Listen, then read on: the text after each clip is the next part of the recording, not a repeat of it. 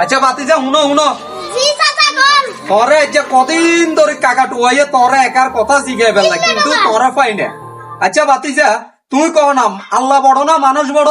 পুরো আমি এড়া গিল্লে জিজ্ঞেসে তোমারে জিজ্ঞাসি যে আল্লাহ বড় না মানুষ বড়? আচ্ছা কাম ভাবি চাইতে বল আল্লাহ বড়।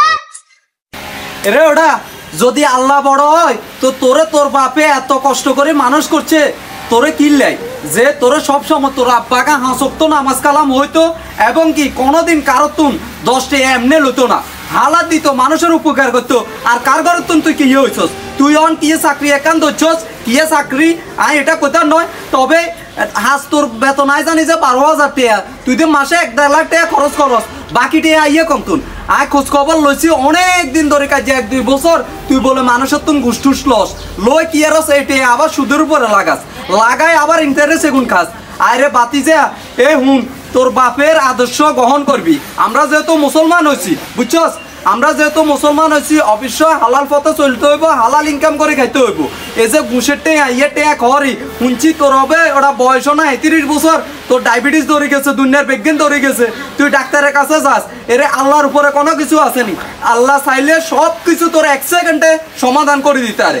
আর নামাজ হবি যেতম 5 ওয়াক্ত জাতের ঘরে তুই লইছ হাতের নাম রাখবি, আর যেতম ঘুষ কোনো খাবি নি। না কাকা আই যে তুই ঘুষ খাইতাম না এত সুন্দর করে দেন বুঝা না নে আনা তো সুন্দর করে কেউ বুঝা না আই যে তুমি আসক্ত না আমাদের বুঝছেন নি আগা আমি মাফ করে দেন আই যে তুই ঘুষ খাইতাম না আসক্ত না আমাদের। আরে বাতিজা আর কাছে মাপ চাইও না, মাপ চাইবা ওই উপরে আঙ্গো ব্যাকের উপরে যে বই রয়েছে আঙ্গো মহান আল্লাহর কাছে বুঝছো নি।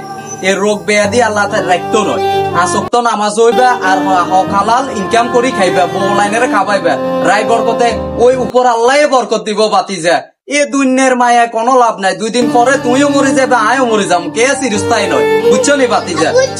বাতিজা যে কথাগুলা বলছি তুমি বুঝতে পারছো? তোমার বাচ্চা কাচ্চারা ওইভাবে চালাইতে পারবে। আর বাতিজা ওই নামাজেরও সময় চলিয়ে আছে, চলো আমরা নামাজটা পড়ি আই, আর 5 ওয়াক্ত নামাজ সবসময় পড়বে তো আল্লাহর রহমত। চলো বাতিজা। না না ব্যাগ এখানে রাখিও কোনো সমস্যা নাই, চলো।